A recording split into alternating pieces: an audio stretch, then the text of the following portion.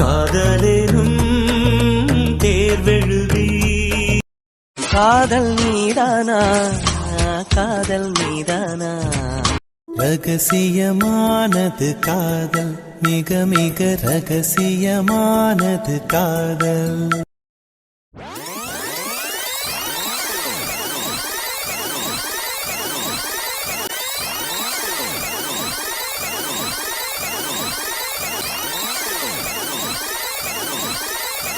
நம்ம சக்திக்கு பிரியாவே கல்யாணம் பண்ணலாம்னு நினைக்கிறேன். நீ என்னம்மா நினைக்கிற?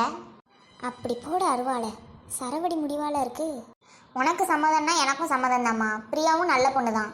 வாமா பிரியா, உன்னை பற்றி தான் பேசிக்கிட்டு இருக்கோம்.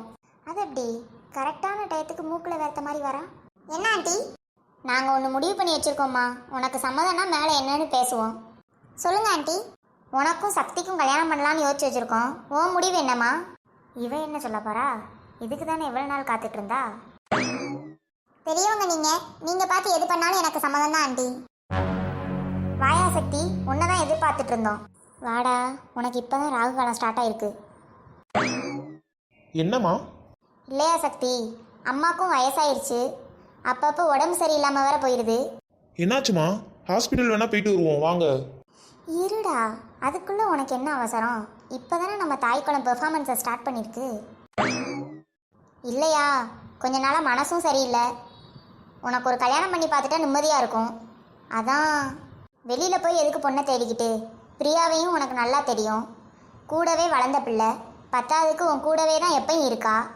அதுக்கு இல்லையா, நம்ம பிரியாவையே உனக்கு கல்யாணம் பண்ணி வைக்கலான்னு பேசிக்கிட்டு இருக்கோம்யா.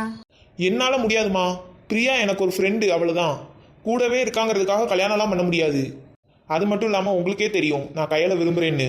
நீங்கள் என்ன சொன்னாலும் சரி, நான் கையில் தான் கல்யாணம் பண்ணுவேம்மா. இல்லை சக்தி, அவங்க வீட்டில் என்ன நடந்துச்சுன்னு உனக்கே தெரியும். ஆமாம்மா, இல்லைங்களே. அதுக்காக இங்கே பாருங்கம்மா, எனக்கு இதில் துளி கூட சம்மதம் இல்லை.